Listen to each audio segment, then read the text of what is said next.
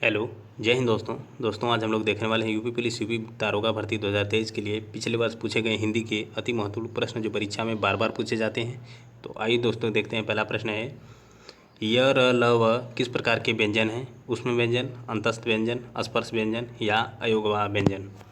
इसका आंसर क्या होगा? तो इसका आंसर होगा दोस्तों ऑप्शन नंबर बी, अंतस्थ व्यंजन। अगला प्रश्न है दोस्तों,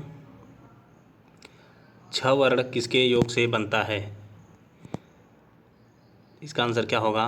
तो इसका आंसर होगा दोस्तों ऑप्शन नंबर ए, आधा क प्लस मूर्धनी स के योग से छ वर्ण का निर्माण होता है। ओके दोस्तों, और यह एक संयुक्त व्यंजन है। संयुक्त व्यंजन कौन कौन से होते हैं? छ, त्र, ज्ञ और स्र। ओके दोस्तों, अगला प्रश्न है, निम्नलिखित में से शुद्ध वर्तनी वाला शब्द कौन सा है?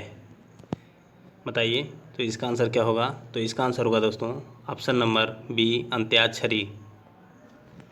अगला प्रश्न है दोस्तों, दिए गए शब्दों में से शुद्ध वर्तनी वाला शब्द चुनें। बताइए इसमें से शुद्ध वर्तनी वाला शब्द कौन सा है? तो इसका आंसर होगा दोस्तों ऑप्शन नंबर सी, ज्योत्सना। अगला प्रश्न है दोस्तों, सूर की भाववाचक संज्ञा क्या होगी? शौर्य, शूरपन, शौर्यता, शूरवीरता। तो इसका आंसर क्या होगा? तो इसका आंसर होगा दोस्तों ऑप्शन नंबर ए, शौर्य। अगला प्रश्न है दोस्तों, निम्न में से संज्ञा शब्द कौन सा है? हरा, पतला, सभा, गहरा। तो इसका आंसर क्या होगा? तो इसका आंसर होगा दोस्तों ऑप्शन नंबर सी, सभा। सभा कौन सी संज्ञा है? समूहवाचक संज्ञा है और सभी क्या हैं? विशेषण हैं। ओके दोस्तों, अगला प्रश्न है, वहाँ भयंकर दुर्घटना हुई, इसमें रेखांकित पद क्या है? विशेषण, क्रिया विशेषण, प्रविशेषण या सार्वनामिक विशेषण?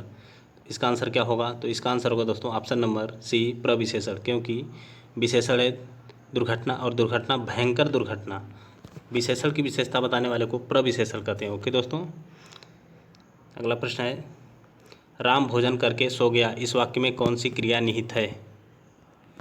नाम धातु क्रिया, पूर्वकालिक क्रिया या सहायक क्रिया या यौगिक क्रिया? इसका क्या आंसर होगा? तो इसका आंसर होगा दोस्तों ऑप्शन नंबर बी, पूर्वकालिक क्रिया। जब कर्ता एक क्रिया करके दूसरा क्रिया करने लगे तो पहले वाली क्रिया को पूर्वकालिक क्रिया कहते हैं। ओके, अगला प्रश्न है दोस्तों, निम्नलिखित वाक्यों में से सकर्मक क्रिया नहीं है। राम फल खाता है, सीता गीत गाती है, डाकिया चिट्ठी लाया, राधा रोती है।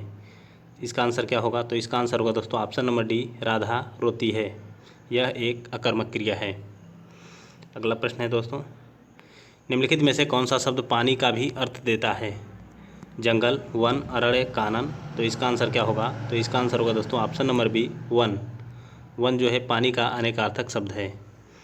अगला प्रश्न है दोस्तों, आविर्भाव शब्द का विलोम शब्द क्या होगा?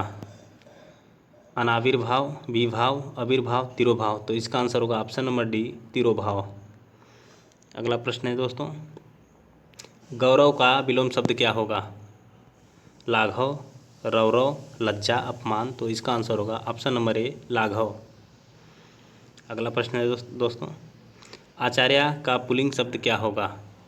गुरु, आचार्य, शिक्षक, आर्य। तो इसका आंसर होगा दोस्तों ऑप्शन नंबर बी, आचार्य।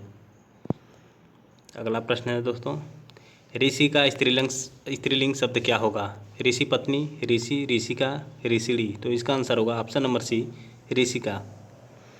अगला प्रश्न है, निम्नलिखित शब्दों में से एक वचन शब्द को चुनिए।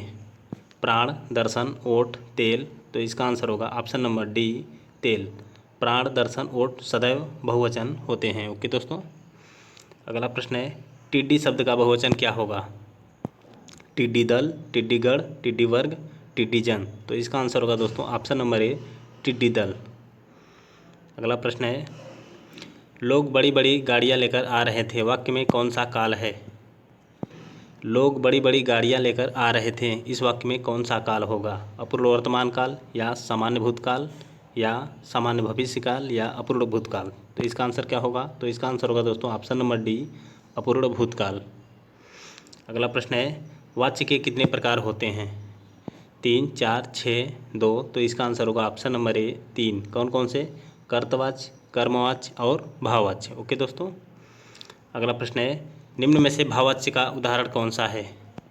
दादाजी के द्वारा अनिल को डांटा गया, तोते से उड़ा नहीं गया, अशोक ने आइसक्रीम खाई, चोर पकड़ा गया। तो इसका आंसर क्या होगा? तो इसका आंसर होगा दोस्तों ऑप्शन नंबर बी, तोते से उड़ा नहीं गया। ओके दोस्तों, अगला प्रश्न है, राजा भिक्षुक को दान देता है, वाक्य में कौन सा कारक है? कर्म कारक, अपादान कारक, संप्रदान कारक या करण कारक? इसका आंसर क्या होगा? तो इसका आंसर होगा दोस्तों ऑप्शन नंबर सी, संप्रदान कारक। अगला प्रश्न है दोस्तों, उससे अच्छे तो आप हैं, वाक्य में कौन सा कारक है?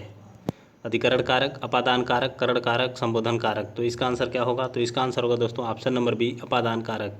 क्योंकि जिस भी वाक्य में अगर किसी की तुलना किसी से की जाती है तो वहाँ पे अपादान कारक होता है। उससे अच्छे तो आप हैं, आपकी तुलना उससे कर रहा है, इसलिए अपादान कारक होगा। अगला प्रश्न है, कानो सुनी बात पर यकीन मत करो, रेखांकित पद का कारक बताइए। कर्ता कारक, कर्म कारक, करण कारक, संप्रदान कारक? तो इसका आंसर होगा दोस्तों ऑप्शन नंबर सी, करण कारक। क्योंकि कानो सुनी बात पर यकीन मत करो अर्थात सुनना क्रिया किसके माध्यम से हो रही? कान के माध्यम से। जब किसी का सहारा लिया जाता है, जहाँ पर कोई माध्यम होता है, तो वहाँ पे कौन सा कारक होता है? तो करण कारक होता है। ओके दोस्तों, अगला प्रश्न है, निम्नलिखित में कौन सा शब्द अरविंद का पर्यायवाची नहीं है? मिलिंद, पंकज, नलिन, सरसिज? तो इसका आंसर होगा दोस्तों option number A, Milind. Milind किसका पर्यायवाची है? तो भौरे का पर्यायवाची है। ओके, अगला प्रश्न है, निम्नलिखित शब्दों में से कामदेव का पर्यायवाची शब्द कौन सा है? सरोज, पुंडरीक, मनोज, नलिन? तो इसका आंसर होगा ऑप्शन नंबर सी, मनोज, अर्थात मन से जन्म लेने वाले मनोज अर्थात कामदेव। ओके दोस्तों, और सरोज, पुंडरीक, नलिन जो है कमल के पर्यायवाची हैं। ओके, अगला प्रश्न है दोस्तों, शोकाकुल में कौन सा समास है? तत्पुरुष समास, कर्मधारय समास, बहुब्रीहि समास, अव्ययीभाव समास? तो इसका आंसर होगा दोस्तों ऑप्शन नंबर ए, तत्पुरुष समास, शोक से आकुल। ओके दोस्तों, तो दोस्तों इसी प्रकार की वीडियो पाने के लिए चैनल को लाइक शेयर एंड सब्सक्राइब अवश्य कर लें। जय हिंद दोस्तों।